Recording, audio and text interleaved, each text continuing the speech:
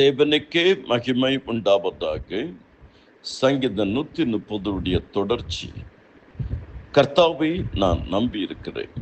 முதலாவது நான் கூப்பிடுகிறேன், நான் காத்திருக்கிறேன், நான் நம்பி இருக்கிறேன். எதை நம்பி இருக்கிறேன்? நான் அவருடைய வார்த்தையை நம்பி இருக்கிறேன். கர்த்தருடைய வாக்குத்தத்தத்தை நம்பி இருக்கிறேன். எல்லா வாக்குத்தத்தங்களும் கிறிஸ்துவுக்குள் ஆமென் என்றும் ஆமென் என்றும் இருக்கிறது. கர்த்தருடைய வார்த்தையை நீ நம்பும் பொழுது 3 பெரிய ஆசீர்வாதங்கள் சங்கீதம் 130. 1, மன்னிப்பு உண்டு. 2, கிருபை உண்டு. 3, திரளான மீட்பு உண்டு. ஆண்டவரிடத்தில் மன்னிப்பு இருக்கிறது. அப்படி என்றால் ஏதோ ஒரு பாவத்தின் ஆழத்தில், அக்கிரமத்தின் ஆழத்தில், குற்ற உணர்வின் ஆழத்தில், கபடத்தின் ஆழத்தில் இந்த சங்கீதக்காரன் இருந்திருக்க வேண்டும். நாமும் சில வேளையில் அப்படி இருப்போம். கர்த்தர் மன்னிக்கிற ஒரு தெய்வன். 2, கர்த்தரிடத்தில் உண்மையான அன்பு இருக்கிறது. உண்மையான அன்பிலிருந்து வருகிறது தான் கிருபை, கிருபை, கிருபை. அதனால அந்த கிருபை நமக்கு எப்பவும் உண்டு. கிருபை பெற்றவளே வாழ்க, என் கிருபை உனக்கு போதும். திரளான மீட்பு உண்டு. அவரிடத்தில் ஒரு மீட்பு மட்டும் இல்லை, திரளான மீட்பு இருக்கிறது.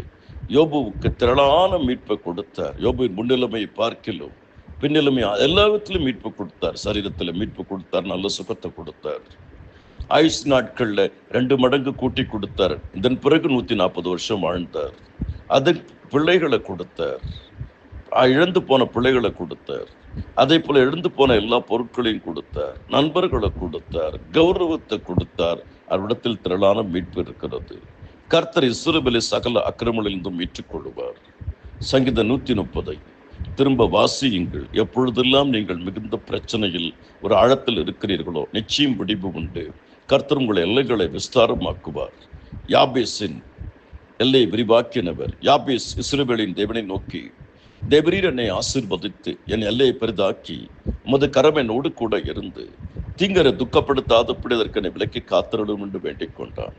கர்த்தர் யாபேஸ் வேண்டிக் கொண்டது அவன் கருளினார். கர்த்தர் உங்கள் அனைவரையும் அபரிமிதமாக ஆசீர்வதிப்பாராக. ஜெபியுங்கள், வேதம் வாசியுங்கள், துதியுங்கள், கர்த்தருடைய நாமத்தை பிரஸ்தாபப்படுத்துங்கள். ஆமேன், ஆமேன், ஆமேன்.